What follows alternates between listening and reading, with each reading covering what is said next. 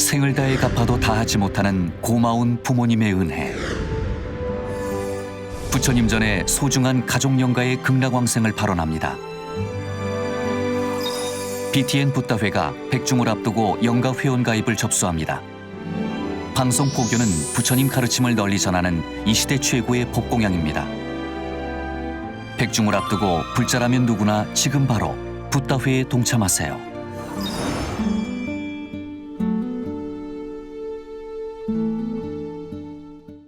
안녕하세요.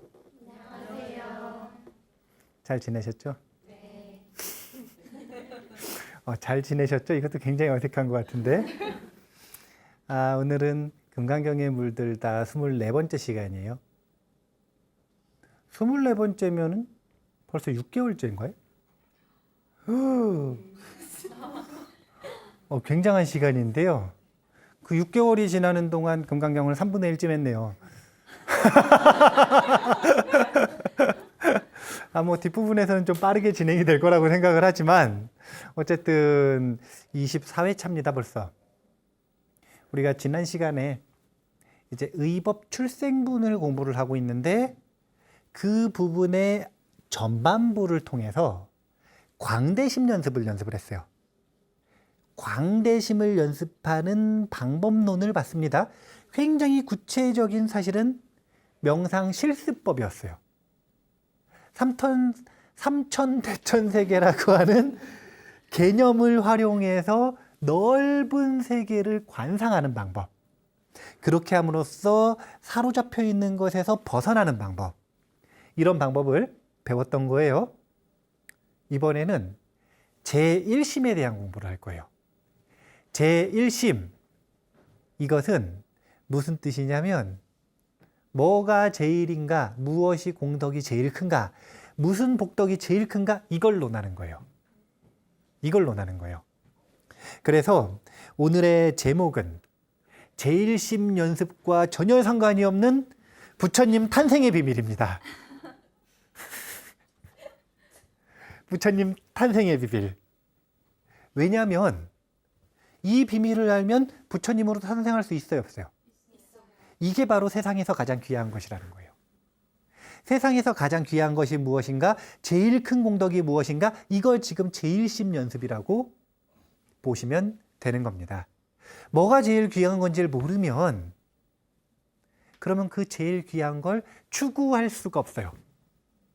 요즘 말로 하면 어디가 연봉이 제일 높은지가 모르면 그 제일 높은 연봉 직장을 목표로 추구할 수 있나요, 없나요? 정보 자체가 없으면 못 하잖아요. 수부리존자의 의문이에요. 부처님께서 부처도 없고, 이게 뭐냐면 육신이 없다는 거죠. 30 이상도 없고 진리도 없다고, 이건 법이 없다는 거죠. 말씀하신 것은 이해를 했다 이거예요. 부처님 육신과 법, 정신이 실제하지 않는다, 받아들였다 이거예요. 근데 받아들이자마자 어떻게 된 거냐면 무병에 빠진 거예요. 그래서 의심이 들기를, 하지만 상이 없는 사람이 어떻게 뛰어난 복덕을 얻는 것인가, 이게 무슨 뜻이냐면 상이 없다, 이건 뭐냐면 받을 주체가 없다는 거예요. 복덕을 받을 주체가 없어요. 그럼 복덕을 어떻게 받아요? 이것은 마치 뭐와 같은 거냐면 주체가 없는데 어떻게 공덕을 받을 수 있을까? 이는 비유하자면 통장이 없는데 월급을 받는다는 거예요. 이런 일이 가능한 거예요? 이 비유를 들어보니까 무슨 얘기인지 확 와닿지 않아요?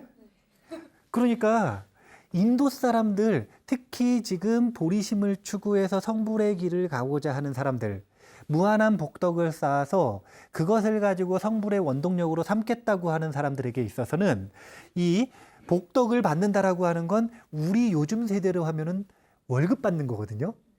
그런데 받는 주체 없이 받아야 되는 거예요, 지금. 통장 없이 계좌이체를 받아야 돼요. 이게 가능한 일인가? 지금 이 의문을 해결하는 것이 이제 의법 출생분의 내용이라고 보시면 됩니다. 그러면 이런 문장을 잘 이해를 하시려면 일단은 이 내용을 기억을 하셔야 돼요. 원래는 부처님께서 설법을 시작하시기 전에, 깨달음을 얻으시기 전에는 이 세상은 두 명의 왕에게 지배당했다 그랬어요. 그게 누구였냐면 유왕과 무왕. 그런데 부처님께서는 유왕과 무왕에게 지배당하고 있던 세상 속에서 제3의 왕국을 세웠습니다. 이 왕국의 이름은 중도국이에요. 중도의 나라. 중도의 나라를 세웠는데 이 중도의 나라 성 들어가는 문에 입구에 보면 현판이 있는데 현판에는 이런 문장이 써 있다 그랬어요. 어떤 문장이 써 있냐면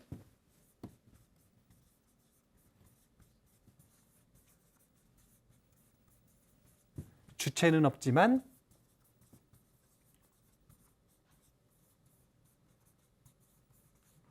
경험은 있다.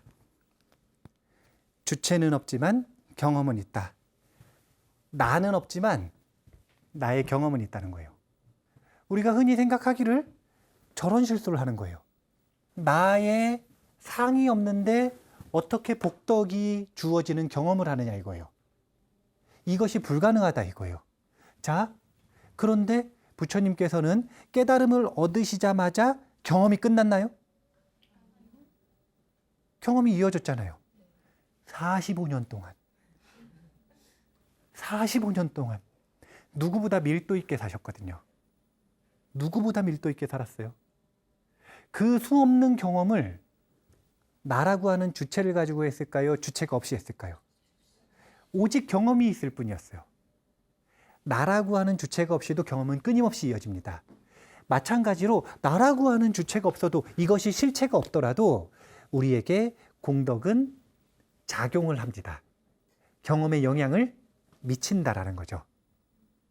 그래서 저 문장을 잘 이해를 하시면 지금 이런 의문을 해결할 수 있는데 저 문장을 잘 이해하기 위해서 오늘 공덕이라고 하는 게 무엇인지를 조금 더 자세하게 한번 이야기를 해볼 거예요. 자, 일단은 지금 이 의문에 대해서 부처님께서 그 의문을 알아차리시고 반문을 하셨던 질문이 이 질문이었어요. 수보리여, 그대 생각은 어떠한가? 어떤 사람이 삼천대천세계의 칠보를 가득 채워 보시한다면 이 사람의 복덕이 진정 많겠는가? 라고 반문을 했죠. 아까 그런 의문을 가지고 있는 상태에서. 수보리가 대답하였습니다. 매우 많습니다, 세존이시여. 이게 중요한 거예요. 나라고 하는 실체가 없는 사람이 삼천대천세계를 가득 채워서 칠보를 보시했어요. 그럼 그 사람에게 공덕이 많이 갈까요? 아니면은 계좌가 없으니까 허공으로 날아갈까요? 많이 가게 된다라고 하는 걸 이렇게 표현을 한 거예요. 매우 많습니다, 세존이시여. 주체가 없더라도 공덕은 많다, 많으니 걱정하지 말고 수행해라. 이렇게 이야기를 하는 거예요. 왜냐하면 이 복덕은 바로 복덕의 본질이 아닌 까닭에 열애께서는 복덕이 많다고 하셨기 때문입니다. 말이 굉장히 어려운데 이제 이것은 이 복덕이 실제한다라고 집착을 하면서 하면 청정하지 못한 보시거든요. 지혜가 들어간 상태에서의 지혜를 발휘하는 상태에서의 보시를 하면 보시의 공덕이 확 커져요.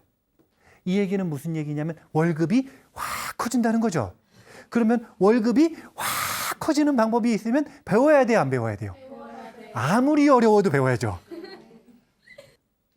왜 저렇게 복덕에 도대체 목숨을 걸고 막 집착을 하고 그러나? 그러면은 이렇게 바꿔서 생각을 해보시면 돼요. 나는 왜 돈에 그렇게 집착을 하는가? 그러면 똑같은 이유라. 다시 어떤 사람이 이 경에 삭구개만이라도 받아 지니고 다른 사람을 위해 설해준다고 하자. 그러면 이 복이 저 복보다 더 뛰어나다. 그러니까 삭구개는 앞부분에서 범소유상 계시여망 약견 재상비상 즉견열애. 무슨 뜻이었냐면 자, 이 리모컨 봐보세요. 보고 있는 이 리모컨은 허망하니. 이건 무슨 뜻이냐면 우리가 내가 보는 게 실제다라고 생각하면 더 보려고 그래요? 아니면 그냥 거기서 멈춰요? 멈춰버리죠. 허상에서 멈춰버리는 거예요. 그런데 그것이 아니라 더 실제에 가까운 것이 있다라는 걸 알면 이것은 잘못된 것이니까 치워버리고 더 자세히 보는 거예요. 우리 노스님이 항상 얘기해 주셨단 말이에요. 신사임당 선생님께서는 난을 치기 전에 그 난을 100번이고 1000번이고 먼저 본답니다. 맨날 봐봐야 똑같은 난을 뭘 또 봐요. 하지만 운의형 인간은 이미지에 강하니까 보면 매일 다른 난인가 봐요. 매일 다른 난을 100번 보고 그리느냐 1000번 보고 그리느냐에 따라 비전문가가 보면 그림이 똑같아. 이게 바로 그림을 잘 그리는 사람의, 명작을 남기는 사람의 비법이랍니다. 그게 뭐냐면 내가 보는 것이 실제가 아니니 더 실제를 보는 것, 더 실제에 가까운 것을 관찰하는 것.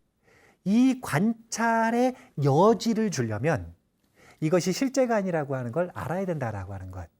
이게 직비공식의 시작이었던 무상반야 열이실견분에서 나왔던 사구계예요.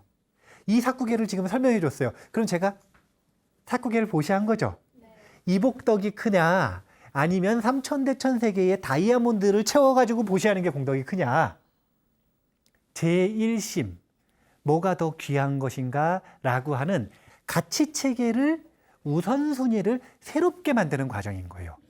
자, 부처님께서는 뭐 어떤 공덕이 더 크다라고 이야기해 주시는 거냐면 사구계만이라도 받아지니고 설해준다고 하면 그러면 이 복이 저 복보다 더 뛰어나다. 이 복은 사구계를 설한 복, 저 복은 다이아몬드를 보시한 복. 왜냐하면 수보리야. 모든 부처님과 모든 부처님의 가장 높고 바른 깨달음의 법은 다 이 경에서 나왔기 때문이다. 이게 무슨 뜻이냐면 그 사구계로부터 부처님이 나왔다라는 거예요. 그러니까 결과물을 놓고 우선순위를 정하는 건데 뭐가 제일인지 그 내용을 정리해 보면 이런 내용이에요. 공덕을 두 가지로 나누면 유의공덕과 무의공덕으로 나눌 수 있습니다. 유의공덕은 둘 중에 재물을 보시하는 것, 다이아몬드를 하나 보시하는 것도 재물을 보시하는 거죠. 이 방에 가득 채워서 보시하는 것도 재물을 보시하는 거죠. 삼천대천세계에 가득 채워서 보시하는 것도 그 카테고리는 재물을 보시하는 거죠. 그냥 양의 차이가 있을 뿐. 그 다음에 무의공덕이라고 하는 건 무의법을 담고 있는 씨앗을 보시하는 걸 무의공덕이라고 해요. 그게 뭐냐면 바로 법보시입니다. 그래서 재보시는 유의공덕, 법보시는 무의공덕이라고 보시면 돼요. 그러면 유의공덕과 무의공덕 중 무엇이 더 수승한가라고 하는 비교가 바로 제1심 연습이라는 거예요. 끊임없이 우리의 가치체계를 점검해 보는 겁니다. 다이아몬드가 더 소중한지 아니면 가르침이 더 소중한지 이거를 끊임없이 점검해 보는 거예요. 자, 그런 연습을 하는데 이제 교재를 보면 196페이지에 첫 번째, 두 번째, 세 번째 문단에 첫째 줄에 공덕이라는 것은 행복에 도움이 되는 습관을 지칭합니다. 이렇게 되어 있죠. 우리의 마음은 어떻게 행동하고 살았느냐에 따라 습관이 만들어져 있는데 그 습관 중에 행복해지는데 유리해지는 습관들이 있어요. 그러니까 얼굴을 찡그리는 습관이 행복에 유리할까요? 웃는 습관이 행복에 유리할까요? 웃는 습관, 그게 바로 공덕인 거예요. 그게 바로 공덕인 거예요. 자, 무서워가지고 혼자 쭈그리고 앉아있는 게 행복에 도움이 될까요? 아니면 마음을 열고 사람들하고 소통하는 게 행복에 도움이 될까요? 너무 안타깝게도 혼자서 앉아있어도 상처받는 건 똑같고 사람들하고 소통해도 상처받는 건 똑같아요. 어차피 상처받을 거면 사람들하고 만나서 소통을 하면 상처받는 것뿐만이 아니라 그로 인해 행복이 증폭되는 경험이 공존하기 때문에 그게 훨씬 행복에 유리한 거예요. 이것 외에도 수많은 행복에 유리한 습관들이 있겠죠. 그것들을 공덕이라고 하는 거예요. 그래서 공덕은 마음의 습관입니다. 마음의 습관. 그런데 이 공덕이 지금 저렇게 유의공덕과 무의공덕으로 나뉘는데 제가 한번 써볼게요. 유의공덕과 무의공덕으로 나뉜다는 거예요. 그럼 이 공덕이라고 하는 건 이 습관이라 그랬잖아요. 그러니까 습관을 만들어내기 위한 어떤 행위들이 공덕을 만드는 방법일 거 아니에요. 그러니까 이런 걸 우리가 보통 뭐라 그러냐면 업이라고 하는데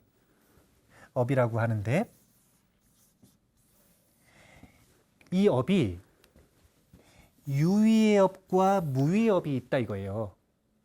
그러면 이 업은 뭘 만들어내냐면 결과를 만들어내요. 결과.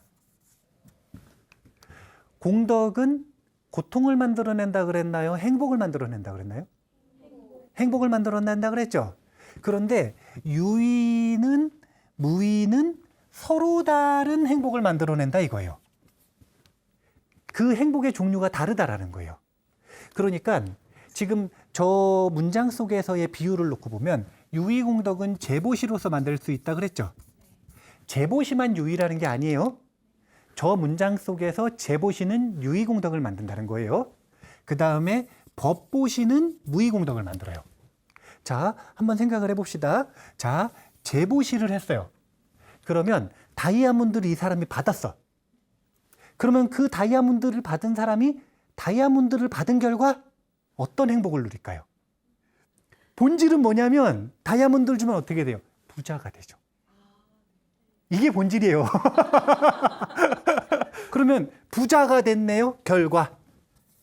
다이아몬드 값만큼 부자가 됐다. 그러면 부자가 됐을 때 얼마나 행복하느냐 이거예요.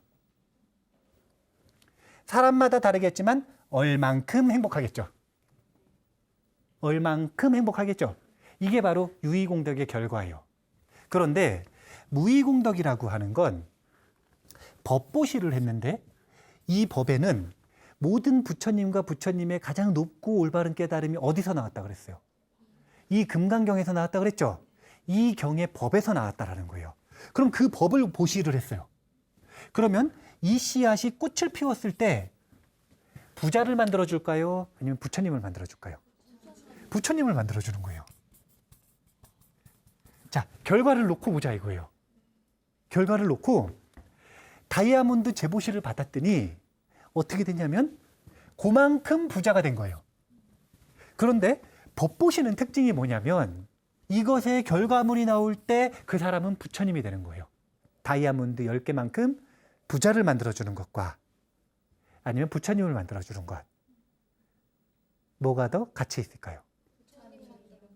진짜 그래요? 가슴에 손을 얹고?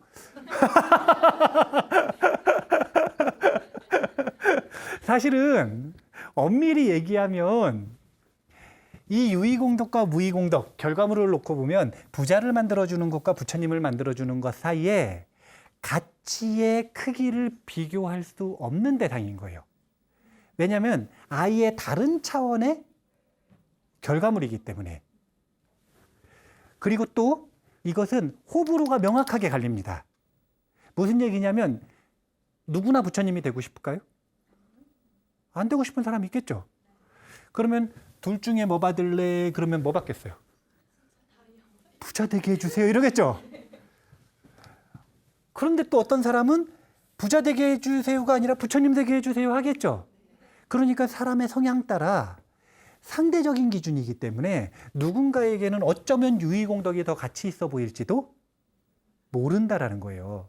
그런데 한번 범위를 좁혀보자 이거예요. 어떤 범위를 좁혀보냐면 지금 이 금강경은 아무한테나 설법하는 건가요? 아니면 성불하겠다고 애쓰고 있는 보살들에게 설법하는 건가요? 그러면 그 보살들의 입장에서 보자 이거예요. 기준을 한번 되살려 보세요. 이 금강경을 읽기에 가장 적절한 조건은 첫 번째, 선남자 선여인일 것. 두 번째, 발 안욕 따라 삼맥삼보리심, 원보리심을 읽힐 것. 여기서 말하는 선남자 선여인이 뭐냐면 경제적으로, 시간적으로, 그리고 건강부터 모든 것들에 여유가 있는 사람을 얘기하는 거예요.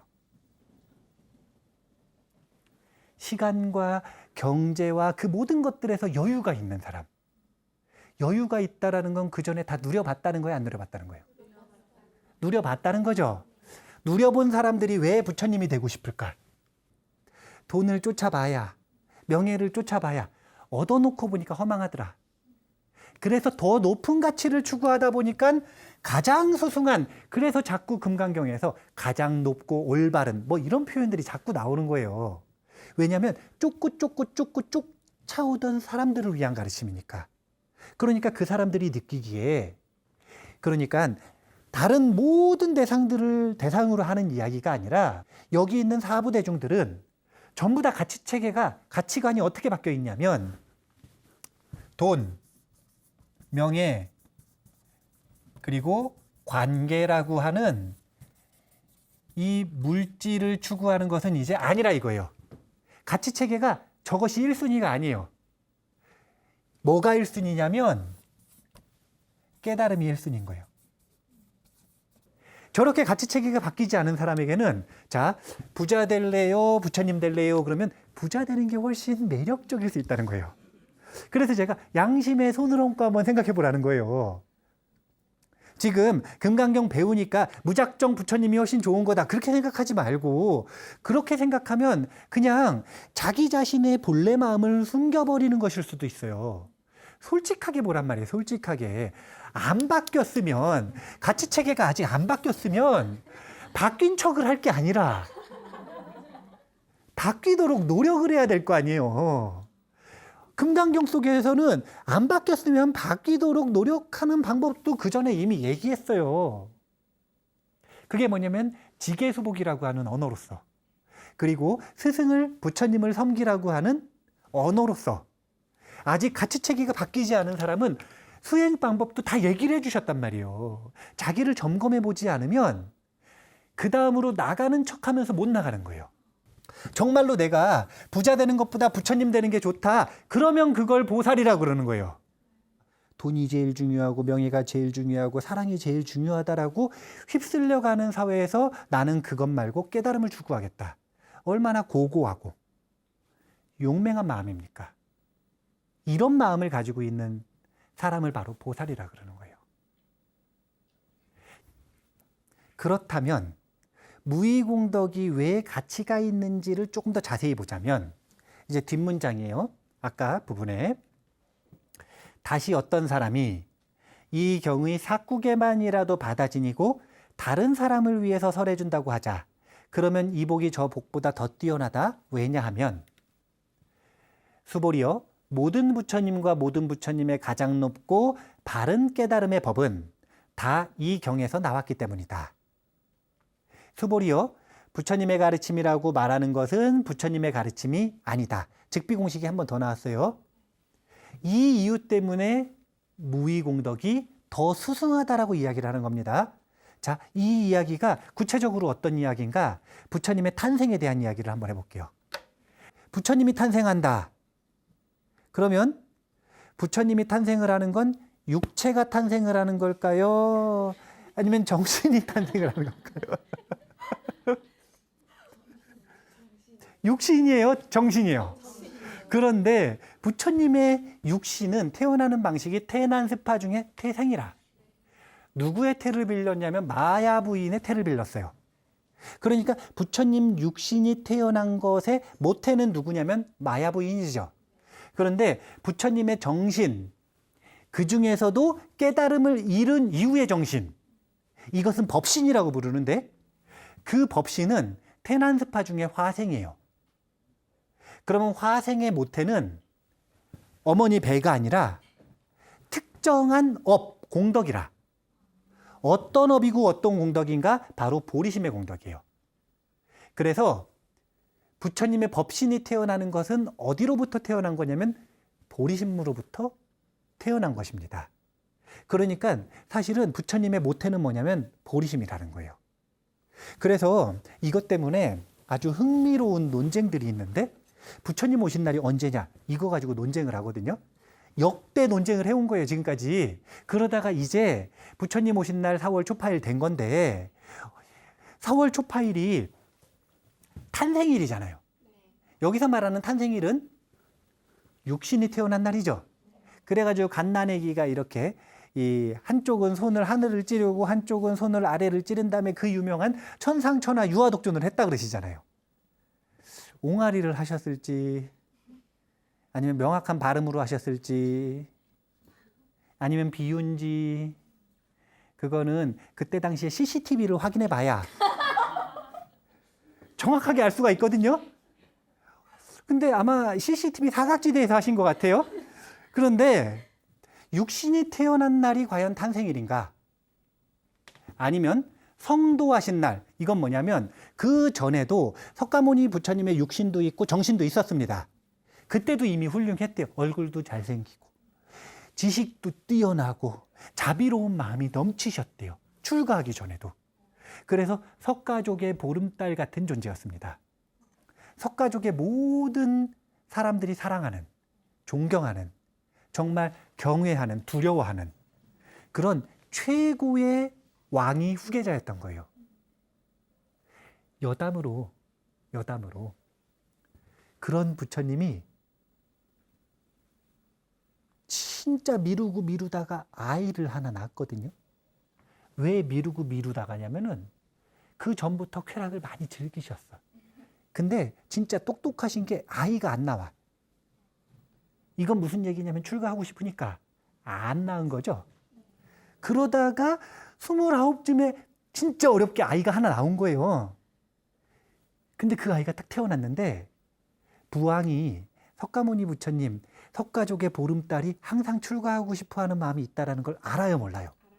아니까 그 아이가 딱 태어난 걸 보고 뭐라고 이야기를 한 거냐면 그 나의 아들의 라우라가 되어다오라고 바램을 담아서 라우라라고 이름을 붙여준 거예요.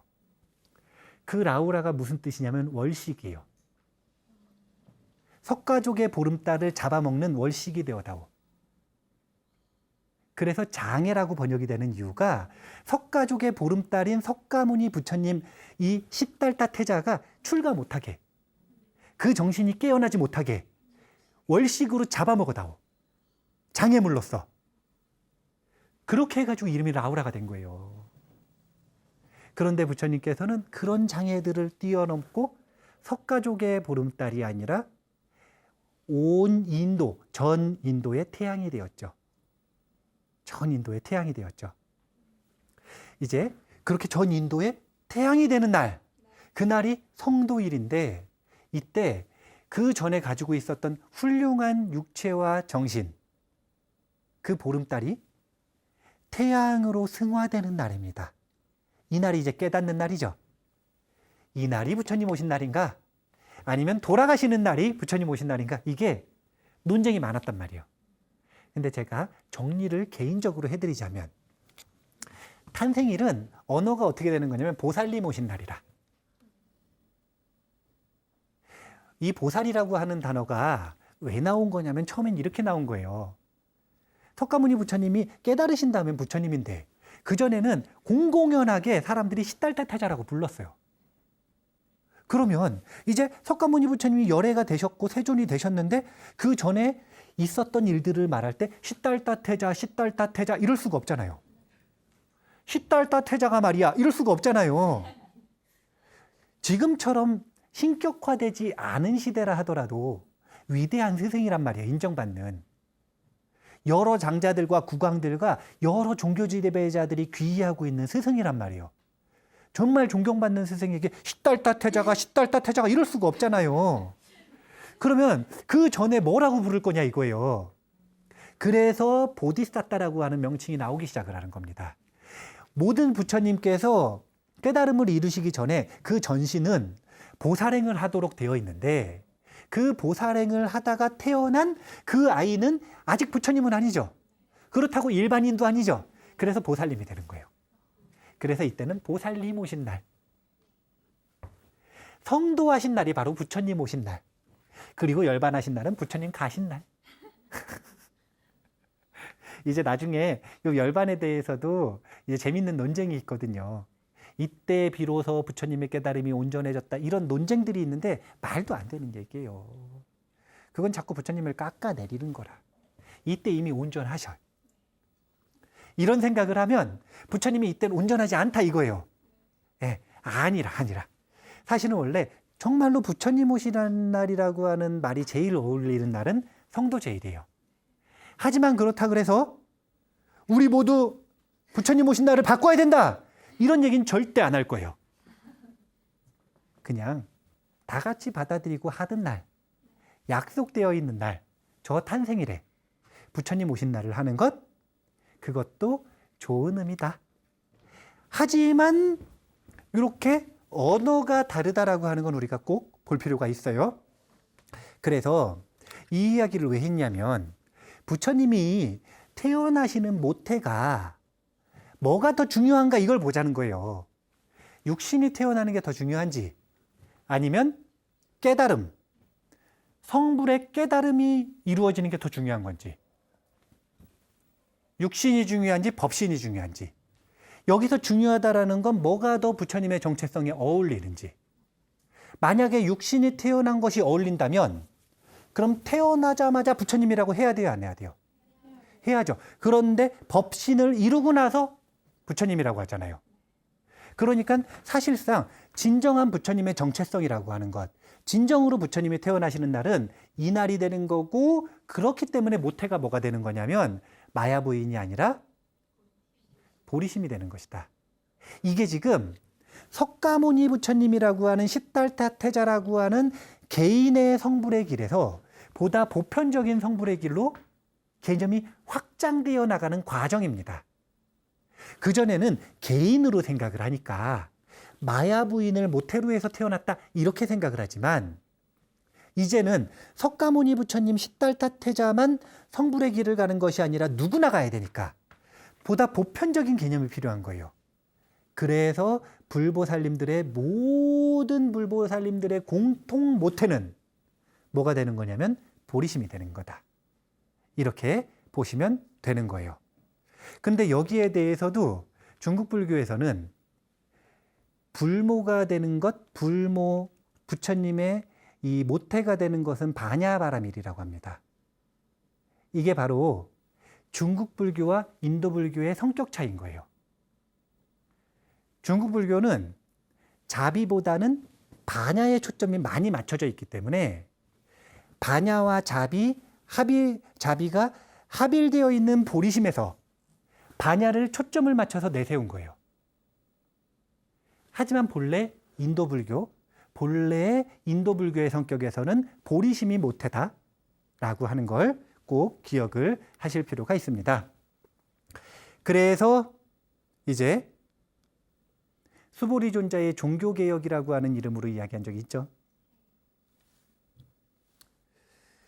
중세가 끝나갈 무렵에 종교개혁이라고 하는 건 이런 내용이에요. 말씀에 대한 권리. 이 말씀에 신성이 있는데 이 신성에 대한 권리가 신부에게만 있었던 거예요. 이것을 해석하고 연구하고 설할 수 있는 권리는 누구에게만 있냐면 신부에게만 있는 거예요. 그래서 정말 다양한 부작용이 생겼다라고 생각을 했던 거예요. 실제로 그랬는지 아닌지는 직접 가봐야 아는데 기록에는 그렇게 돼 있어요. 그래서 이 말씀에 대한 권리, 이건 뭐냐면 신성에 대한 권리를 대중화하자, 열어서 대중화하자, 이렇게 나온 것이 개신교입니다. 그런데 이 개신교의 시작과 비슷한 맥락, 그게 뭐냐면 성불의 권리가 누구에게 있느냐 이거예요. 특별한 시달타 태자에게만 있느냐, 아니면 누구나 성불할 수 있느냐, 이런 생각을 부처님 당시엔 안 했다 이거예요. 누구나 그냥 아라한이 되는 것에서 만족했다 이거예요. 왜냐하면 부처님 말씀하시는 내용을 가지고 의욕이 사라졌고, 그렇기 때문에 아라한이 되는 것만으로도 충분했기 때문에. 그런데 부처님 돌아가시고 나니까 각종 의혹들, 다른 종교와의 논쟁들, 정말 다양한 원인을 바탕으로 해서 경쟁이 생기거든요. 불교 내에서도 부처님이 더 높다고 생각을 한단 말이에요. 그럼 부처님 누구나 될 수 있게 해야 되는 거 아니냐. 그렇게 해서 나온 게 바로 보리심 모태사당인 거예요. 이제는 특별한 사람이 성불을 하는 게 아니라 보리심을 일으키면 누구나 다 보살, 즉 성불할 길을 걷게 됩니다. 이런 선언을 하는 것이 바로 대승불교입니다. 개신교가 신성의 대중화를 가지고 나왔듯이 대승불교는 부파불교가 가지고 있었던 부작용을 뛰어넘으면서 이 보리심, 불성의 대중화를 이끌어냈다. 이렇게 보시면 돼요. 저 언어 속에, 저 문장 속에 부처님의 모태가 무엇인가, 보살님의 모태가 무엇인가가 명확하게 드러나 있다. 이렇게 보시면 됩니다. 이제 우리나라는 정말로 한국 불교는 축복받은 불교예요. 왜냐하면 누구나 성불의 길을 갈 수 있다? 보리심을 일으켜서? 이런 생각을 탐진치에 가득 차 있는 중생은 꿈에서라도 생각할 수가 없어요. 입보살행론에서는 비유를 뭐라고 하냐면 거지가 쓰레기 더미를 뒤지다가 다이아몬드를 주운 격이래요.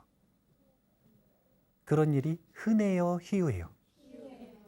100년 뒤져보세요. 나오나? 1000년 뒤져보면 나올까요? 이것보다 더 희유한 게 바로 중생의 마음에 보리심이 생기는 것이래요. 그런데 우리는 진짜로 운이 좋은 게 불교에 처음 입문했는데 경전을 주는 게 금강경이라. 보리심과 성불의 길이 담겨있는 금강경이라. 이게 사실은 문제이기도 한데 너무 어려운 경전을 줘서 문제이기도 한데 근데 또 반면에 보면 굉장한 행운인 거예요. 왜냐하면 뜻 모르고 읽어도 뜻 모르고 읽은 그 공덕으로 뜻을 배울 수 있게 되니까. 뜻 모르고 읽은 그 공덕으로 뜻을 배울 수 있게 되는 거예요.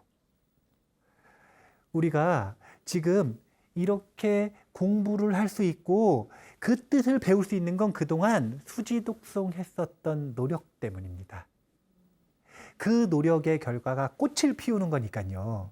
우리가 보리심을 일으키는 방법을 제대로 배워야 돼요. 왜냐하면 한국 불교에서는 특히 우바세와 우바이 중에 우바이, 여성 신도를 보살이라고 부르잖아요. 보살. 얼마나 무거운 이름입니까? 나는 유의공덕 싫다.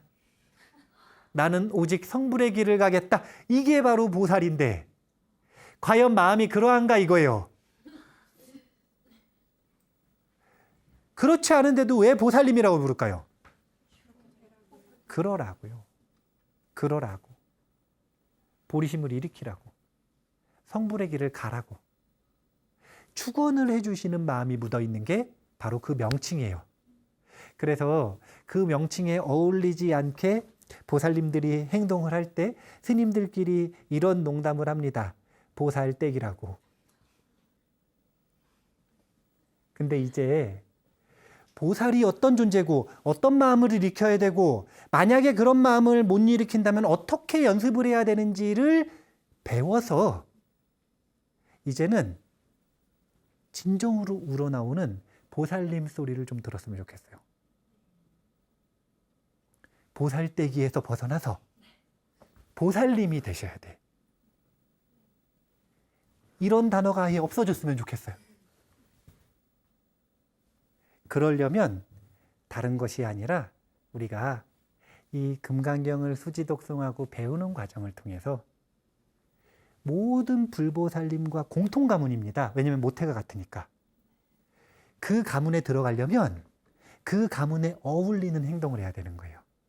그 가문에 어울리는 말, 그 가문에 어울리는 생각, 그 가문에 어울리는 행동들을 해야 된다는 것. 오늘은 제1심 연습을 했죠? 이때는 그에 어울리는 생각, 가치체계의 변화, 우선순위의 변화, 이것을 위해서 한번 노력해 보시고 혹시 아직까지 우선순위가 변하지 않았다면 이제는 보리심, 성불의 길을 영순위로 놓고 나의 삶을 정렬시켜야겠다라고 하는 기준을 정확하게 세우셔서 애써서 아까 이야기했죠. 월급이 증폭되는 마법이 있으면 애써서라도 배워야 돼요, 안 배워야 돼요? 한 300시간 이수해야 된대요. 그럼 할 거예요, 안 할 거예요? 아마 하겠죠. 월급이 한 10배쯤 증폭된대요. 그럼 3000시간도 아마 할걸요? 아마 이 가치체계가 바뀌는데 3000시간 안 걸릴 거예요. 애써서 노력하면. 우리가 저 교육 시간을 꼭 이수하셔가지고 그렇게 삶의 방향성이 고귀한 불보살님의 가문에 어울리는 방향성으로 꼭 바뀌셨으면 좋겠다라는 생각을 합니다. 제가 보니까 한국불교 아주 좋아요. 금강경 아주 좋아요. 그렇죠?